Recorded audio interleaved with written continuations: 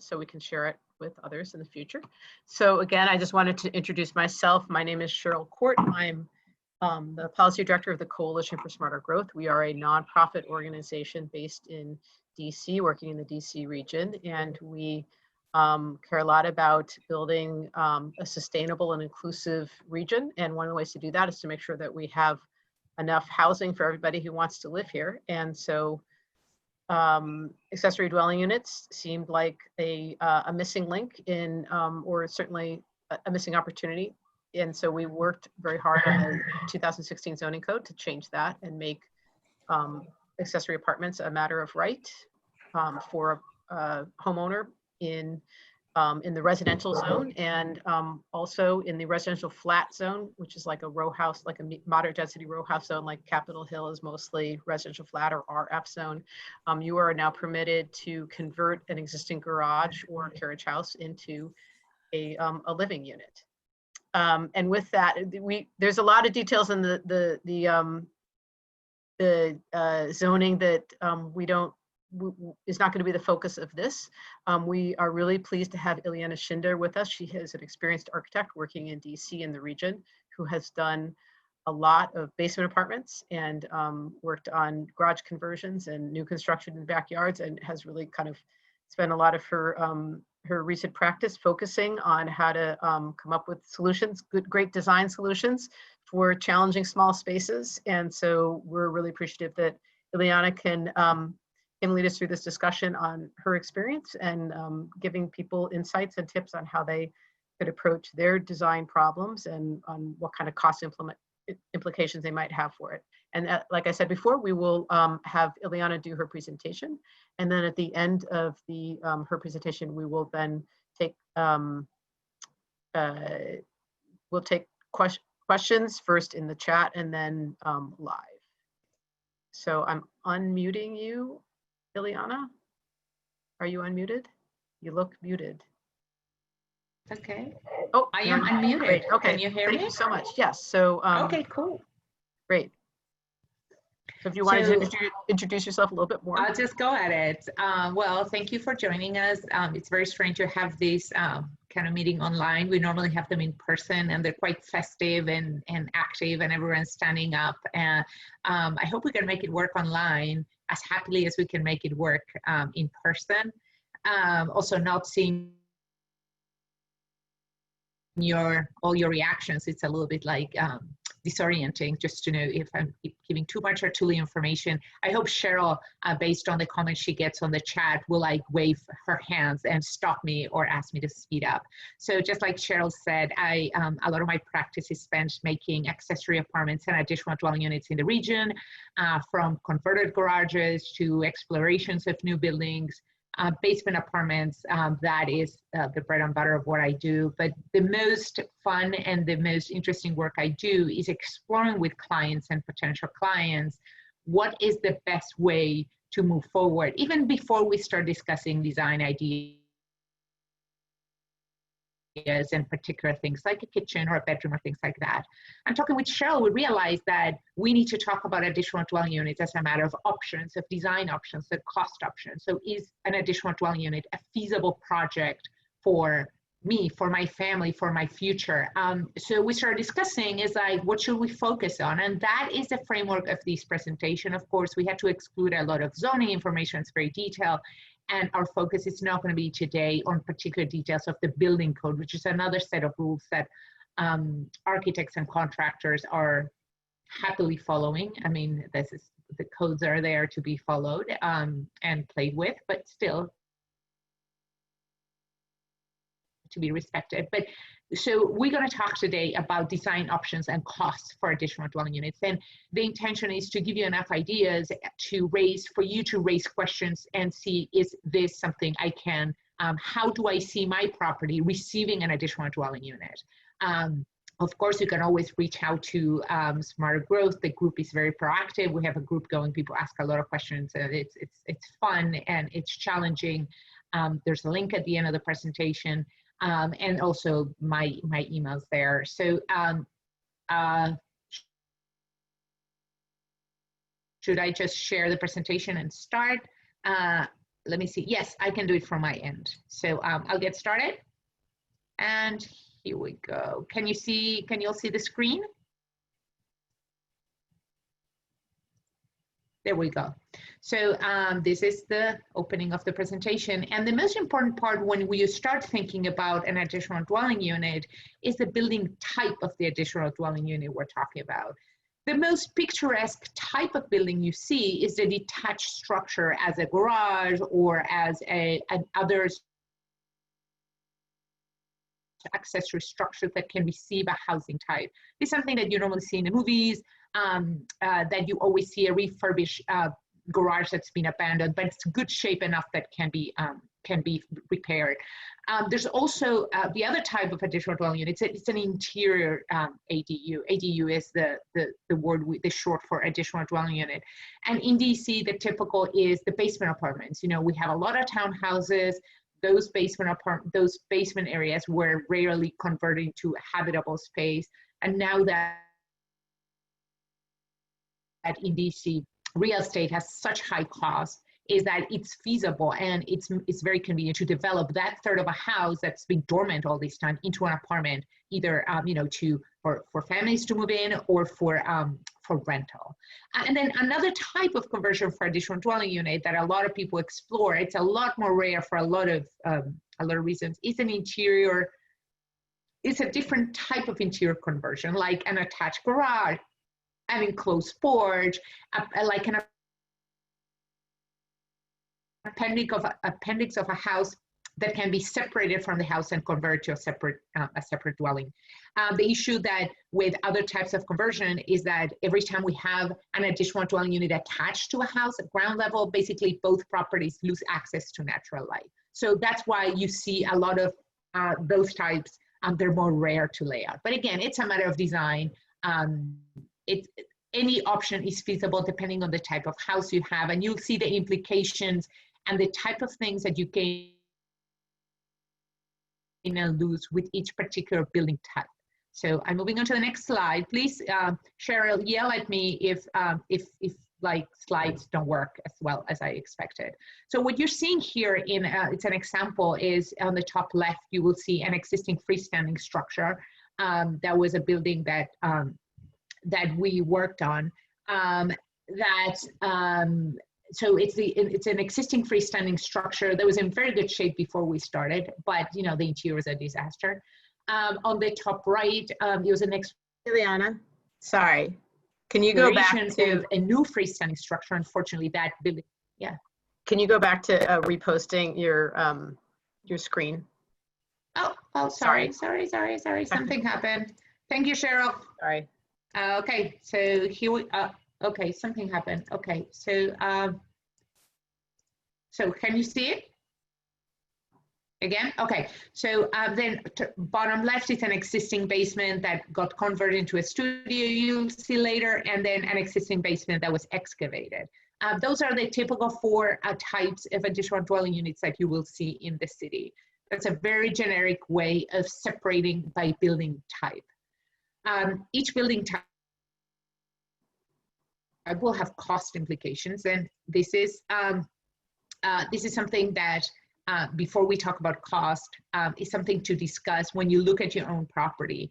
And before saying, oh, I want a freestanding garage, I want a basement apartment, there are things to consider on your own property. The main one is zoning, is what are the rules in your area that will condition what you can do with your building.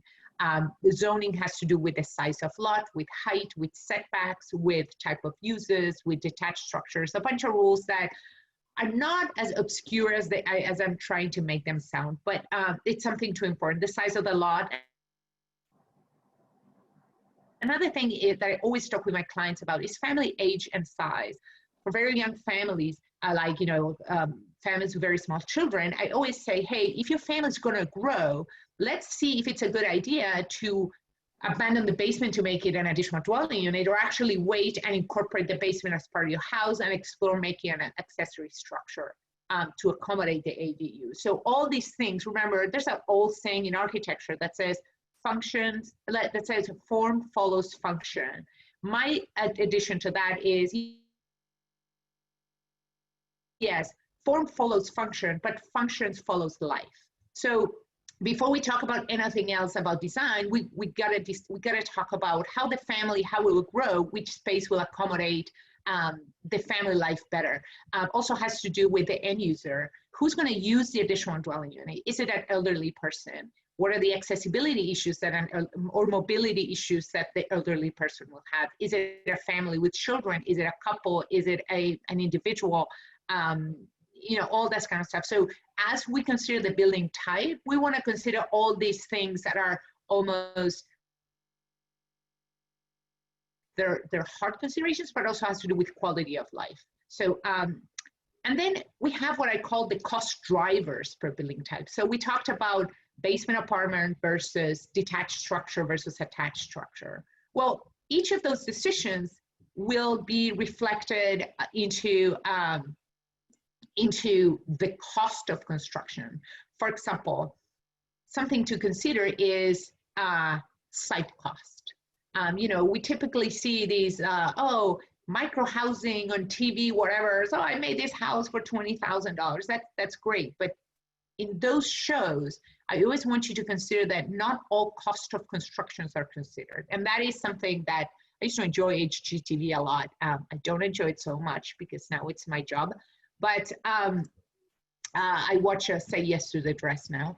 But one thing that it's important to consider is these are like the cost drivers of, oh, sorry, I must have something happened with this slide. Okay, so here we are again.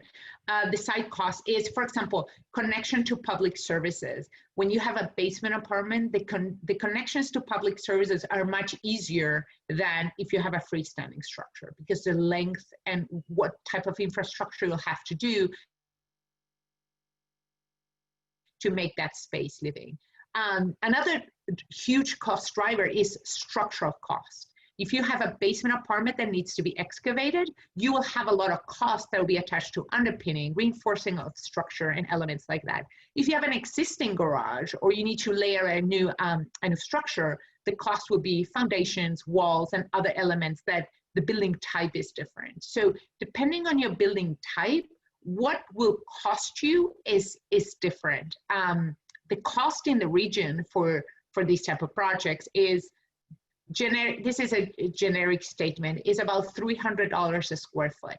But how that money gets spent, depending on the building type, will be different if it's an existing structure, if it's new, if you need to do significant alterations to the existing, or if it's an existing structure that you can do minimal work. So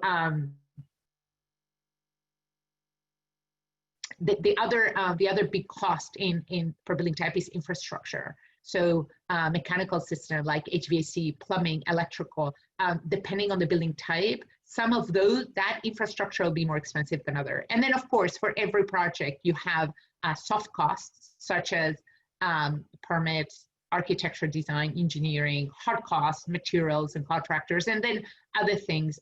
When I mentioned earlier that in the region, particularly the DC area, the urban area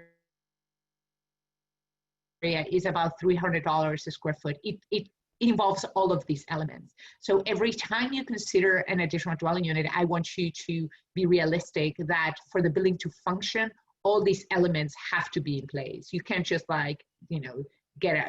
pretend that, oh, foundations I'm not gonna do, or I'm not gonna have water, or I'm not gonna have electric. All these elements must be in the building. I always encourage people to talk with the architect, with the engineer, or the contractor with who you start this type of conversation. They'll be able to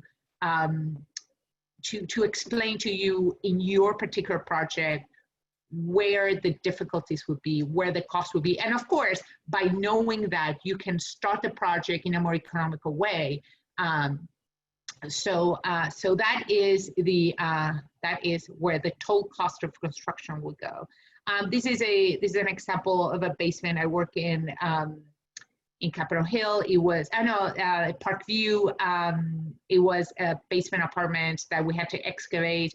We didn't need to do it by code, but the client had decided that they wanted to do it for quality of life. It's an apartment that is rented. It's very typical basement apartment. It's it's compact, but it's very efficient the way it works. There's room for everything, and then even some storage. I just, you didn't see that, but I just pointed something at my own screen. I guess I'm not that used to giving presentations online, but yeah. So there's even some storage and mechanical system for the owner of the house that resides upstairs. So that was a particular thing about this project. The next slide, people always say, oh my God, why is construction so expensive? This is what money looks like on a construction site. I was just this morning in one, in a construction site, we're about to pour concrete, and the amount of work and material and time that it took to actually dig 12 inches, I was like, that's why also it's so expensive. You know, you get unforeseen conditions. The image in the top left, there were some like joists that needed to be sistered. The bottom right shows a furnace, not a big deal, but if you need to relocate that, I always try to avoid it if you can. It's expensive, but this is the type of things that you want to look when you start thinking about your additional dwelling unit. What are the big decisions that are going to drive the cost later on? That stair that looks in the bottom right, you know that for additional dwelling units in the basement, spaces need to be completely disconnected. So disconnecting that stair, making alterations to the upper floors, all those things add cost. They're unavoidable, but how can you turn the removal of the stairs into a gain for upstairs, like adding a powder room or elements like that. So anything that you have to pay for, make sure that, that you have a benefit on the other end. And the picture on the top right, it's hard to tell. It's a project that was like halfway from being underpinned. But I always tell my clients, remember that when you do a project in a basement, you're adding a third of your house or a fourth of your house that you don't currently have. So the cost of construction and the gain per square foot, most times for the projects I've worked with, have been a good investment, a good long-term investment. You know, don't ask me since March how things are going, because I mean, everyone's a little bit confused, but in general, in a more stable long-term economy, these investments tend to work out, even if they look very scary at the beginning. And this is the last slide when we talk about design and when we talk about construction and design and cost of additional dwelling units. This is the first question that when we start, you know, when we refine the design, is like, where can I save money? And the three keywords are plan, design, and organize. Plan your idea of an ADU. Where is it going to be? What's going to be for? When am I going to start construction? How long the construction is going to go? What is my most conservative returning investment in the form of rent or in the form of saving rent for a relative, you know, things like that. The next thing is design. You want to have a solid set of designs that you can have competitive bids from. So instead of asking 3 different contractors to come and give you their guesstimates, you want a solid set of design that you distribute, and each contractor will give you an accurate representation money-wise of what it will cost to build. That is where all the savings will go. You do not want to start construction unless you know what the final goal is. And particularly if you didn't have anything to go back and check the quality of the work. And the next one is organize. You want to make sure you organize all your information even before you start, that you have the right contractors that have been checked so that you know that they won't go missing. You want the right professionals. Here in the city, we're lucky. We have a lot of architects and engineers that do residential work. You want your permits in hand. You want like the early staging of an additional dwelling unit. That's where all the money saving goes. And then once you're ready to go, it will go very smoothly. Every delay that you have will cost you a month of rent or headaches or misery. So you want to start at the very strongest foot you can. So this is why I pointed out in like in 4 very brief bullet points. And when I say long-term plan for installation and operation, it sounds very abstract, but it has to do on how much it will cost you to operate that. So sometimes spending money on things that are better quality, that are more time tested, that you won't need replaced, that are easy to operate. If you're gonna have an additional dwelling unit, it's gonna be rented, you don't wanna have technology that is so sophisticated that's gonna break, or it's gonna be expensive to replace, or you'll need to call, or somebody will need to call you to adjust it. So remember that these buildings are very small. So of course you wanna save space on everything you do, but also you wanna save time on how to operate the building. So those are like the little bonus ideas on how to save money if you're thinking about an additional dwelling unit, is plan, design, and organize. So I wish I could tell you more about each of your particular projects in a presentation, but as I said at the beginning, the most important part is to know exactly what you need as a family, what your house can accommodate, and what makes sense to combine those two. There is no one size fits all. There are reasonable options for each situation. And I hope that this presentation gives you a little bit of how an architect would start looking at the project in the early stages. You know, in other presentations, hopefully in the future, we could navigate you how we look at a basement condition or how we look at a garage condition. That those are a little more time consuming, and it's like also a little bit revealing our secrets, but I think that they're also worth it. So this is for now the images I have ready, but Cheryl, do you want to go with questions? Do you want me to go back into images? I'm not sure how you were planning to navigate it. So what I'd like to do is we have a few questions in the chat, and I'm going to read those, and then I think we can go ahead. Do you want me to stop sharing, or what should I do? No, I actually, well, why don't you keep that on for now? Okay. It's a beautiful image of one of your very nice. I put the link there for the forum. There's one thing, whoever's online now, I'm not sure if people are listening. I don't know what's going on, so it feels like very lonely. I didn't eject it from my home office into my bedroom office. So anyways, so I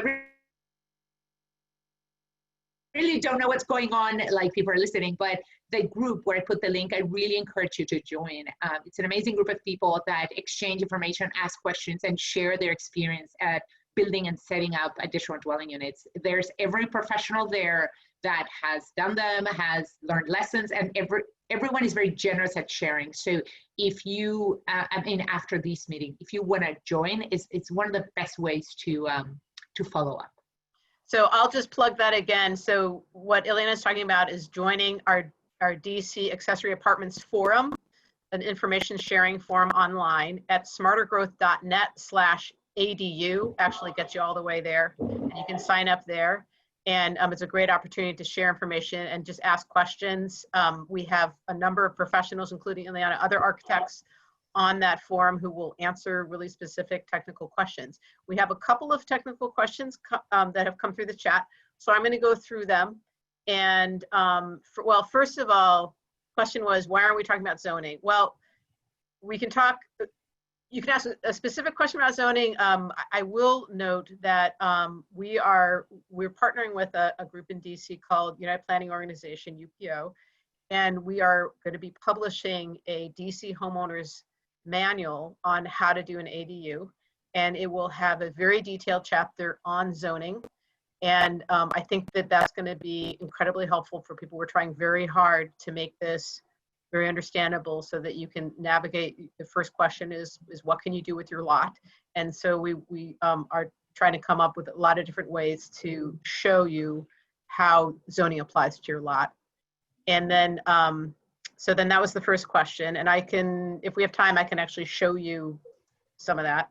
And then the next question was a ceiling height question. Basement ceiling height question. It's a very important question. Sorry. A ceiling height question. So the ceiling height's very simple. Maybe later share, also we share the flyer that we developed with the basic building rules. Ceiling height, the rule of thumb is 7 feet for all living spaces. So you do need, for bedrooms and living rooms, you need 7 feet. However, in Washington, D.C. recently, the DCRA has provided exemptions if you have like 6'10" or a little less. Again, this is also a matter of design. Many times replacing the slab and lowering and increasing the height of the ceiling by lowering the slab without underpinning gives you a better quality of space. So yes, the rule book says 7 feet. The city will accept a little bit less clear, but on the other hand, if this is a project that you care a lot by the quality of life, and this goes back again to who is going to be the user. Say if you want to move in there and you want to retire, do you want to live in a very small apartment? So yes, the rule says 7, but it could be less, and even if you don't have it, we can design the space to capture the highest ceiling clearance, to adapt the design to make that and the bedroom and all that work out. So yes, 7 feet. And I'll note actually that we are setting up another forum like this on July 9th at 4 p.m. with DCRA to talk about the new and improved permitting process, and with the Mike Brown, who's the head of the residential center, and his focus has really been to streamline the permitting process. And he actually has looked very carefully at the basement ceiling height question specifically. And he is saying that the DCRA is routinely granting exceptions, I forget the code modifications, down to 6 feet 8 inches. Yes. It requires permission, but it seems to be something that DCRA wants to do, and to do in a streamlined way if the circumstances kind of qualify it.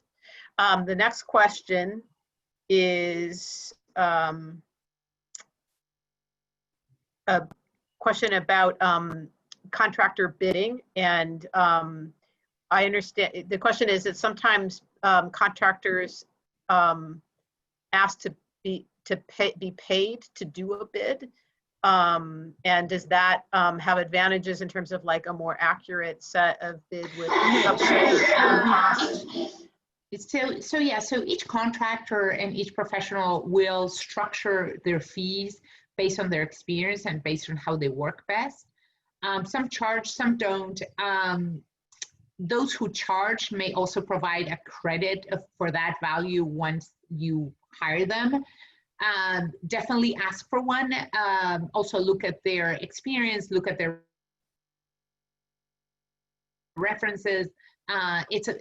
Bidding on a project is a very time-consuming process, so a lot of contractors may not want just like bid on projects for nothing, particularly if they're very, very busy. There is no guarantee that if you pay for a bid will be better than others.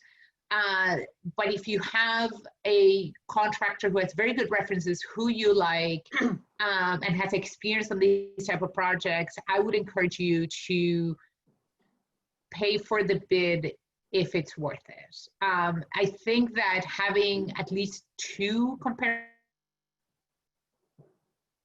bids on the same project is the best way to move forward, because you have a reference. Even if you end up going with a more expensive bid, having more than one gives you a frame of reference of what this project should cost. And also gives you more information on what things one contractor is including versus what the other one is, and helps you to educate yourself on the process. The project, you're gonna end up spending a lot of money on this project. So I think that being conservative and being reassured at the beginning is the best way to move forward. Okay, actually, I've unmuted everybody because I want to go back. I need to sort of ask people questions about their questions. And so I want to go back to Zaid Demin. Is that how you say your name? Where you asked about zoning, and you didn't actually ask what your question is about zoning. So why don't you go ahead and ask your question about zoning? Let's see if we can get it answered for you. Zaid? You have to unmute yourself to do it.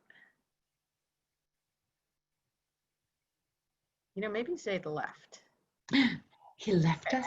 So I'm going to go to the next one, maybe because he'll come back for zoning. Okay, Aaron Coombs, you asked, you have a question about attached versus detached ADUs. Do you want to ask your question specifically, Aaron? Just unmute yourself down on the far left. Sure, can you hear me? Yes. Yes. So,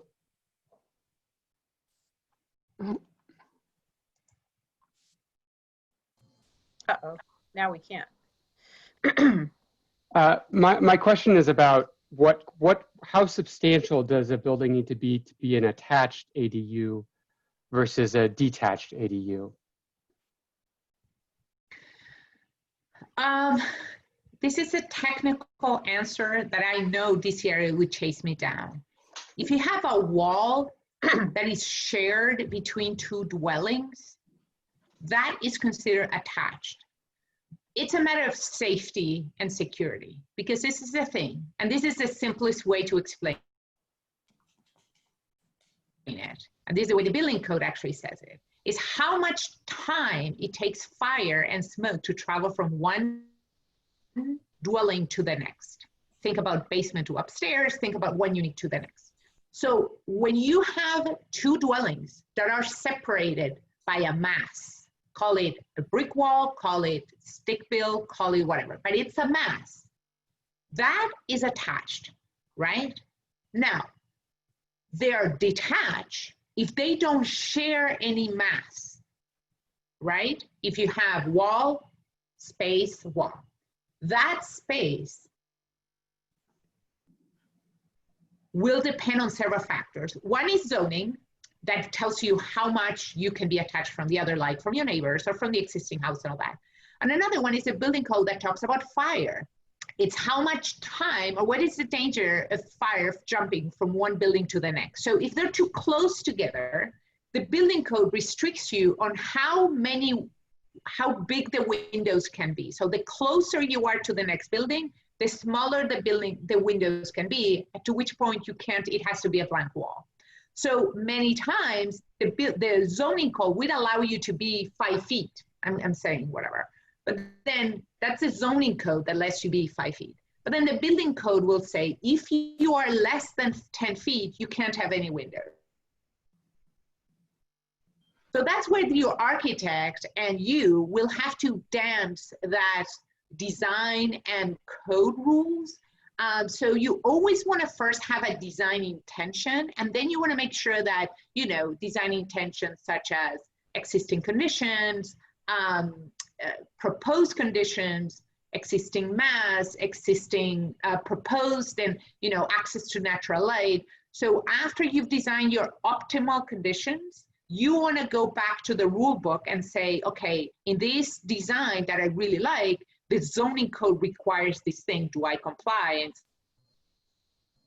like a checklist. The building code requires this other thing. So both codes, zoning and building, don't agree on everything, but you have to comply with both. So when you said detach or attach, is simple answer. Do they share mass, or there's air between them? Okay. The very odd conditions where you have like a porch, think about a motel where you have they share porch, so you have several bedrooms. This is not the type of building we're talking, but that's a simple residential answer. Do they share mass or they share air? And that's the explanation for detached versus detached. If you were to take the architecture license, I would say pick that option. Okay, I want to because we've got a lot more questions lined up now. Ileana, take a look at this beautiful image. This is a garage. It was a standing existing garage that was converted, the image you have, but we're going to take it off. So these garages that you're looking at, let me show you the before. That garage is this to the top left. The blue one on the top? Yeah. That's great. But let's not look at that image because it's ugly. These are all before images. They're ugly. So yes, and so a question, we're thinking that maybe we should remove take the screen share off so that people can see each other. Okay, stop share. Interact. Okay. Okay. That's me. Benjamin Orcon, you asked about how does ADU differ from CO? Are you talking about certificate of occupancy? In which case, we just had a long discussion about that on the on our online forum. Now here's the thing, Cheryl, bear with me. Technically speaking, there is additional dwelling unit and accessory apartments. For a very bizarre reason, Washington, D.C. calls the same thing 2 different ways. And for some bizarre reason, D.C. requires a certificate of occupancy only of one of those kinds, but not the other. So if you were to have a basement apartment in one zone, it's called an additional dwelling unit. If you have it in another zone, it's called an accessory apartment. So you only need a certificate of occupancy if you're in the RF zone, but not on the R Residential zone. flat. In the RF zone, but so it's red tape. There is no cost difference of having an accessory apartment in one zone versus another. It will cost you the same. The design is the same. So if it were to be an identical building, one type of additional dwelling unit has a little more red tape, but they're the same. My goal in life now has become to convince the city of Washington that every time you have an additional dwelling unit, you should call the same, treat the same. But it's every time I say this, Cheryl's like, no, stop, whatever. But anyways, technically speaking, from a design and a cost perspective, they're the same. But there's a zoning difference. There's a zoning subtle. difference, yes, zoning difference, but there's no building Right, from building code. Excuse cost me. or design difference, no matter which zone you Can are. I ask a question? What is the zone where you need a certificate of occupancy? The residential flat or residential apartment zone. Right. Like RF Capitol Hill or is RA. all, Capitol What? Hill is all residential flat zone, for instance, but the outer part of the, I could show you, I could show Or if you. you could say on the map what the code is. What is the code that you see? It's R1A, In 1B. the, if you go, this is very easy to find. In Washington, D.C., zoning has an excellent zoning map. So if you Google zoning map DC, is an Yeah. awesome map that you can Right. find your address and you can find all the requirements for your building. The website is, I don't know if anybody can look it up now, but it's Yeah. like I know which one you're DC talking zoning about. map. So yeah, so that's how you find most of the information for your particular address. Okay. So next question, when is our manual being published? Very soon. Hold on. It might be overdue. Come on, Cheryl. Next question, can you build a new structure separate from the house? So Yes. not building out of, garage or existing structure. Can you build a full new, completely new structure in your backyard? Yes. Washington, D.C. allows for accessory structure. In DC, any structure that's outside of the main dwelling, it's called an accessory structure. It could be a garage, it could be a shed, it could be a dentist's office, or it could be a dwelling, okay? Those are called accessory structures. DC has very strict rules on what size the accessory structure has to be and how it can be used. So yes, you can have a new accessory structure and then use it for whatever you want. I mean, whatever's allowed by code. Here's a Silver Spring question. What's the minimum height? Do you mean maximum height? Or minimum height for the, it's from Jose Alvarado. Is it minimum height of the ceiling in Silver Spring, or is it maximum height of the accessory building? So the maximum height Well, is, let Jose clarify. oh, sorry. Oh, I meant the minimum ceiling. The Okay. minimum height ceiling. Got it. Oh, the ceiling, okay. So is it different in Maryland? In Montgomery County? No. Remember, Oh, because it's a building code. it's a building code. Building code is universal. It's called the IBC. If you want to Google it, it's International Building Code. I have created a flyer that I basically condensed the 10 or 12 more basic requirements for additional dwelling units according to the building code. We can distribute that later if you want, Cheryl. But Yeah, we'll share that. they follow more like basement requirements because basements are a lot harder to fulfill. They're harder because they're existing and they're down there. But they're universal. Okay. Matthew Steele asked the million-dollar question, can one have a basement and detached ADU on the same property? No, No, not yet. that's a zoning code. And like any good designer, or Cher would always say, no, but we're working to change that. That's a good question. It's definitely something that we think we need to revisit, for particularly in the residential flat zone, the RF zone. But right now, it's not allowed.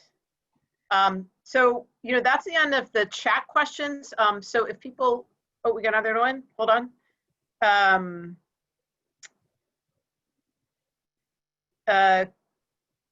Could you have a lodger in your basement and a detached ADU?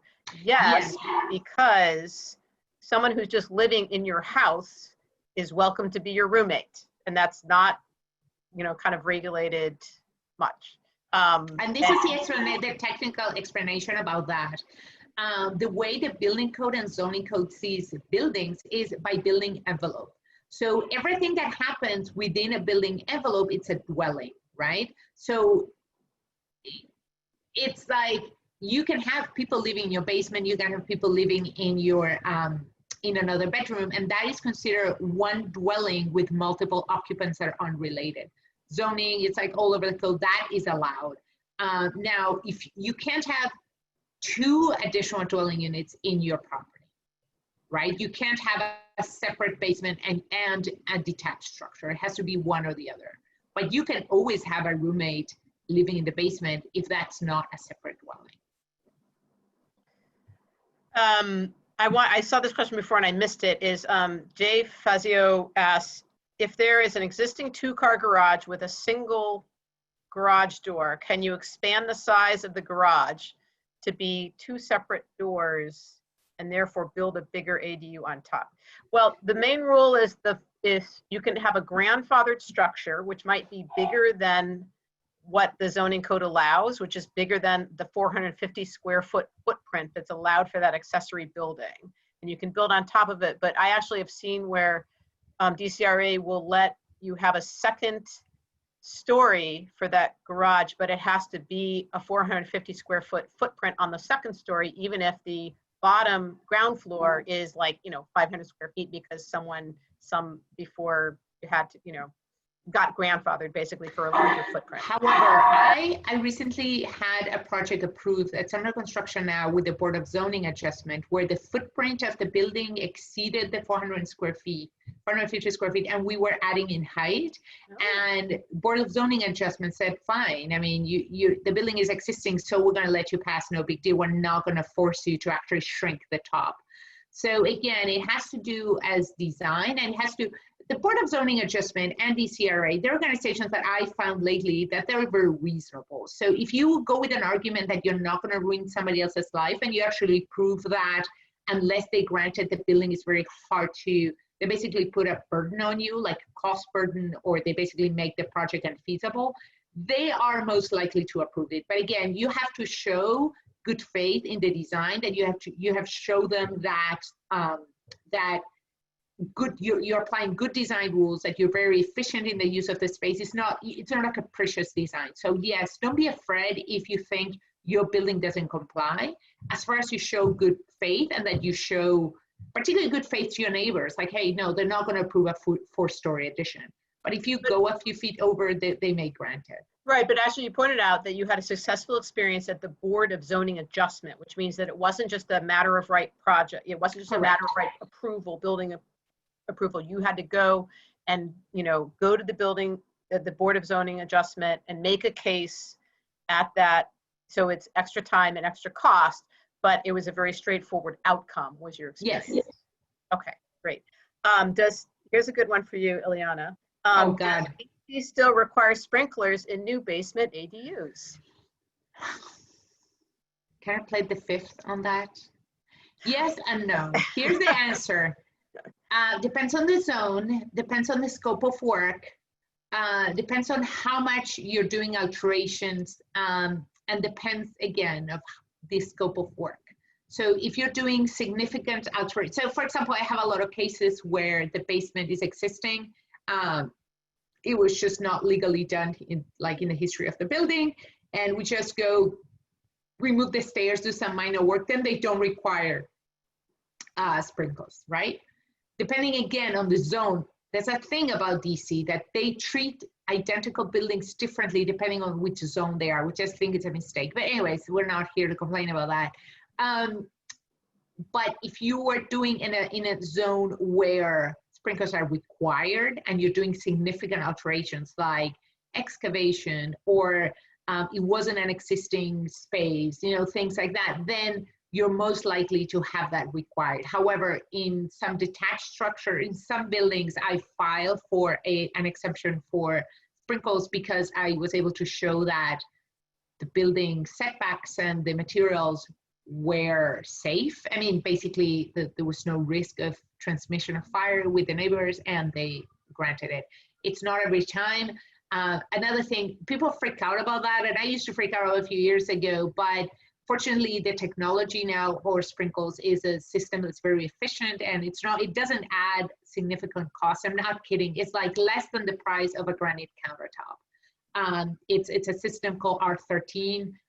It's connected to the plumbing system. So it's not like a commercial sprinkle system where you have like double pipes. Basically, it's a bunch of pipes that come off of your plumbing connection. I mean, not of your, kind of like your cold water connection. You put a few valves and you're done. I mean, it's designed to be installed very easily and efficiently. Don't be too afraid. Don't think that requirement will be an impediment for an ADU. I find that the sprinkle is like, everybody brings that up, but in a set of priority, it's like 10th or 15th in the cost list.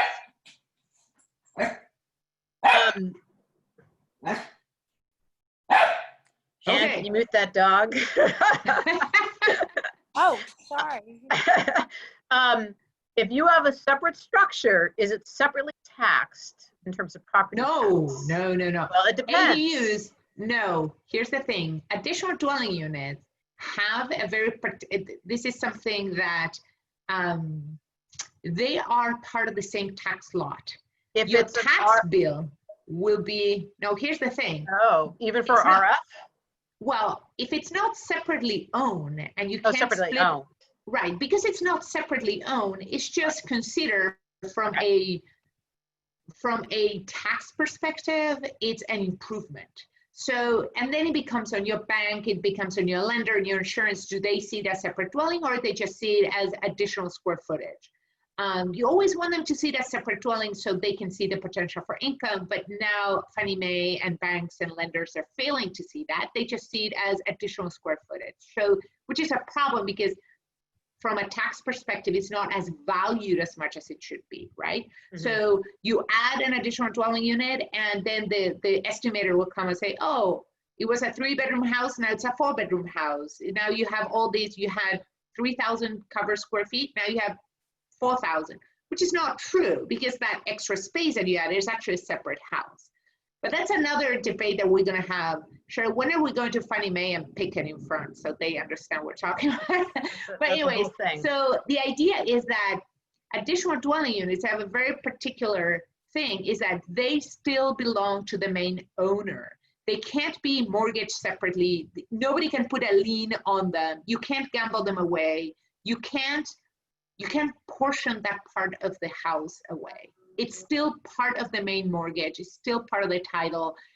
When you pull it up, it's still going to be taxed by the city as one property, okay? It's not a multi-owner thing, you know? You can do it, you can split it and sell one portion. If it's residential flat zone, right. Not in the residential zone, the R zone. Right. Okay, question. Melissa Ballard would like to know, is it easier to build ADUs in a particular county? Because she's thinking about looking for a place where she can do that. I think that would be, I guess it would be DC versus, you can't do it in Prince George's right now, so that would be out. You can do it in Montgomery County. They just reformed their zoning. And Arlington County has done a series of reforms as well. Those are the main, DC, yes. Arlington, and Montgomery are the places where it's permitted. And in other jurisdictions, it's highly restricted. I can't think. Yes, it's highly restricted, and they're not promoting the easy. I'm not sure, guys, in your neighborhood, but right in front of my window, I don't know if it's like hail coming down, but I'm like freaking out. Anyways, I know from anecdotal stories from clients that Baltimore County is particularly difficult to work with. not that it's banned in paper, but what they do is every county that leaves additional dwelling units to the discretion of the local officials, that means that it's very hard to get it approved, right?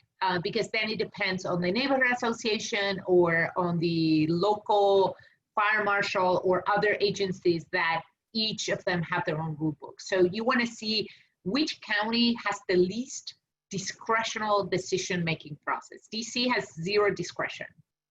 You have to really try and go really out of your way to have to go to Board of Zoning Adjustment. That's why we call it a matter of right or a by right project. Someone says, have you heard of restrictions for separate structures in Tacoma Park, DC, Tacoma, DC? No, that's a lot of R zone there. Now, here's the thing, Cheryl. I know we want to say yes, but every time you have, this magic lighting just came my way. Every time you have historic preservation groups, they're very, historic preservation groups are they're a discretionary decision-making group. So you have like Bloomingdale, that portion of Bloomingdale in DC, Tacoma Park, Georgetown, Anacostia, areas like that, each of them you have to, that's another layer that you need to present your documents to. And each group will have their opinion on how visible it is from the street, how it interferes with other structures. That has nothing to do with technical answers like the building or the zoning code that, zoning code says 8 feet is 8 feet. So historic districts like Tacoma, DC, right, will have additional historic review that could affect what you can build in your backyard. Because it's discretionary. Okay. What makes a basement a separate dwelling from the rest of the house? Ha! Easy peasy, lemon squeezy. It's needs to be separate, no stairs connecting, no interior connections. It needs to have separate mechanical, so no sharing of air. It has to have separate plumbing. The basement has to comply with egress, so you need like proper windows, doors, things like that for sleeping areas. Which ones I'm forgetting? So we said ceiling clearance we talked about earlier. The infrastructure, and then in DC you need to comply with all green code. Again, depends on if it's a basement that you already have. The conditions are less because they force you to make less alterations. But if you're making it from scratch, you need to comply with all building codes. But yeah, the easiest ones are ceiling clearance, separate from the other unit, and then separate infrastructure. Ann Goodman, what is your question about sprinklers? Unmute yourself and ask it. And we don't mind the barking dog. Yes, I think she said that if your structure does not cause a fire issue with anyone surrounding, that you would not have to have a sprinkler system. Was that my understanding? Yes. What I meant by that, again, it's very technical, so that's why I don't like to talk about sprinkles, because then you end up in this like crazy rabbit hole. Conditions, for example, the requirement of sprinkles depends on how fast a building can catch on fire and spread to other structures. That's a very ugly topic. Things like cedar shingles versus cement board siding may trigger the requirement to do a sprinkles or not. So for example, if you need to install new siding, and you can show the city that you're using a siding that will delay the spread of fire, they may let you go with that exemption. But details like that, like individual materials for the exterior envelope, setbacks that you have, height, existing surrounding structures. So again, the requirement of a sprinkle is like, I don't know, people freak out about it, but don't worry about it. It's not a problem. I don't know how to like put it. And I just want to say, when I met Ileana a couple of years ago, she was all about trying to get exemptions to sprinklers. So for her to now testify that it's really not the showstopper. I've been converted. She's been converted. Well, there you go. I have my sprinkler system's going to start at $10,000 to sprinkle my ADU. That's where I am. plus I have to pay a civil engineer, plus I had to jackhammer the slab to put in a 2-inch water line because 1.5 would not give enough pressure from the city. So, but when she said that you don't need a sprinkler system, the closest habitable space is 24 feet of outdoor space. So there's no one around. It couldn't possibly, a fire could not possibly spread to anybody. And I'm wondering if you could give me the name of somebody at the city. So, Anne, let me ask you a very quick question. So do you have permit drawings that show that requirement and show the details of the sprinkle system that you were installing? There was argument when the architect was doing the drawing and we were told that we had to have a sprinkler system, but I think you're saying that we don't have. I mean, I don't want to pay the $10,000 if I don't have to. And it sounds like I don't have to because there's again, I don't know enough about your zone, about details of your project. If your building permit, R3. Right, but what I'm saying is this, if the city required the sprinkler system, and if you try to get an exemption and couldn't find it, you do need, I recommend that you get quotes from, I can't Google it now, but I think that the sprinkler system, Stuart, maybe you can Google it. It's called a 13D sprinkle system. It's a sprinkler system that's designed for, that was invented for, what do you call it? Like freestanding structures, like temporary structures. So it's much cheaper than a traditional commercial system.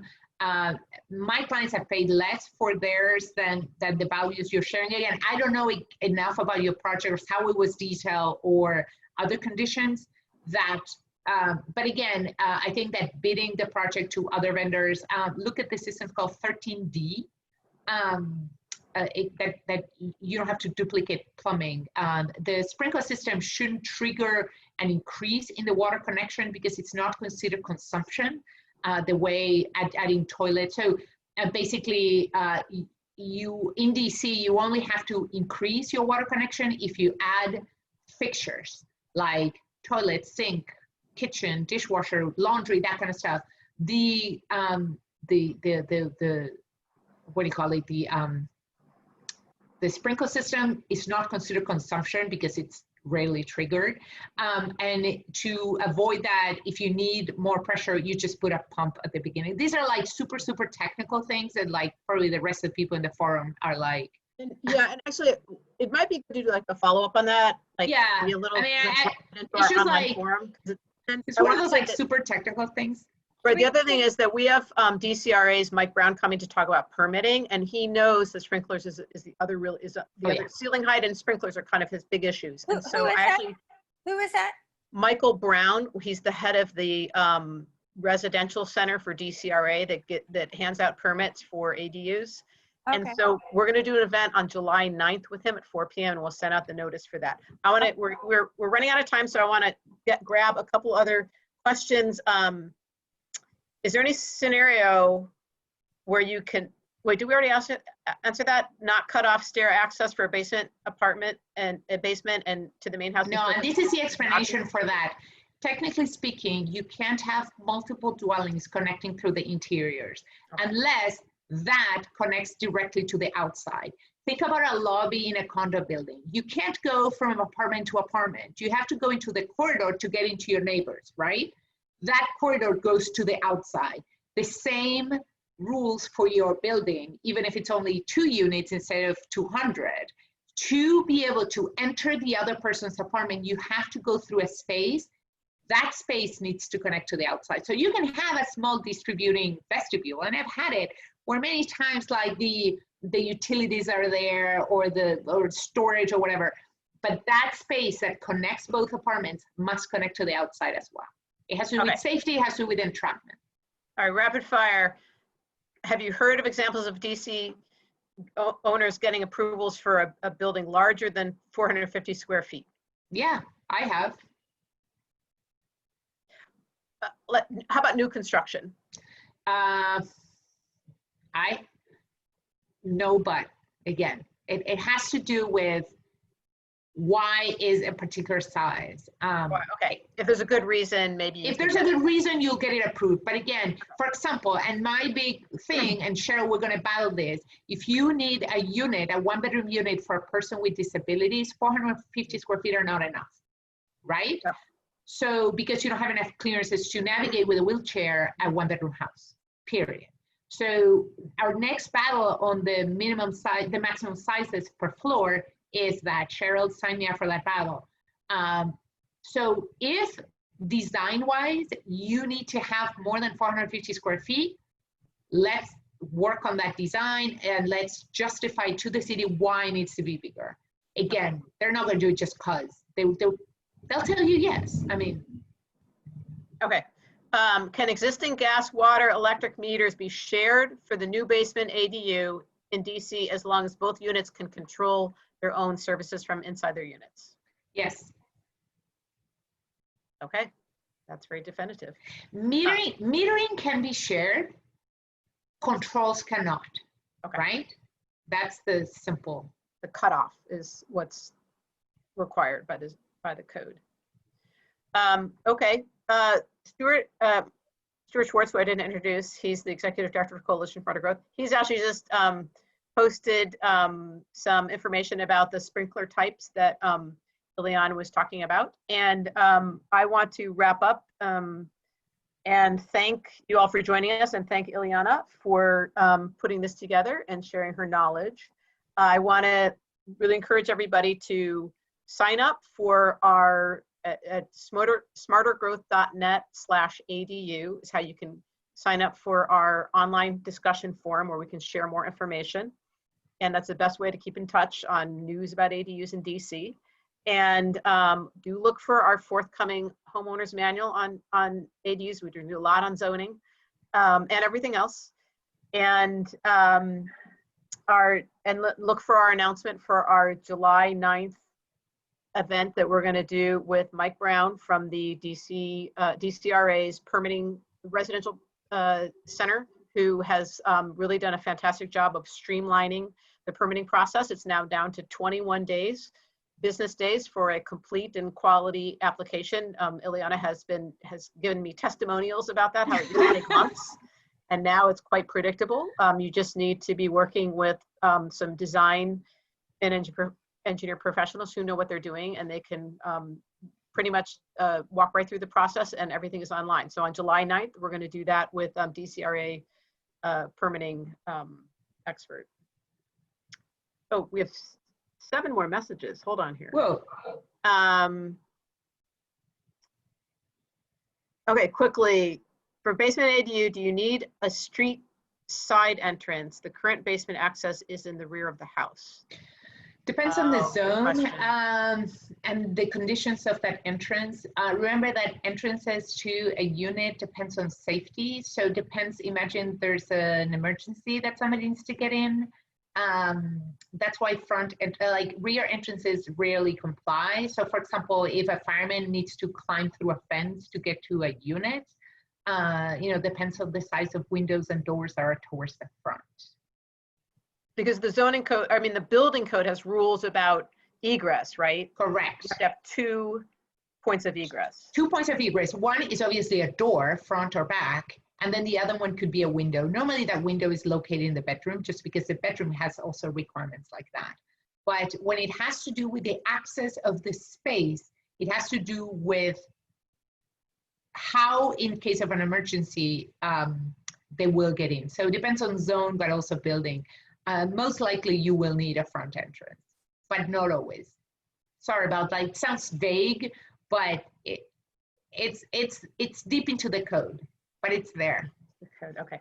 Great. Well, thank you everybody for joining us, and please join our online discussion forum so we can keep talking about these things. And Ileana is an active participant in that. So we look forward to seeing you online again. So thanks so much. Thanks, Ileana. Thank you guys. Talk to you soon. Bye-bye. Bye.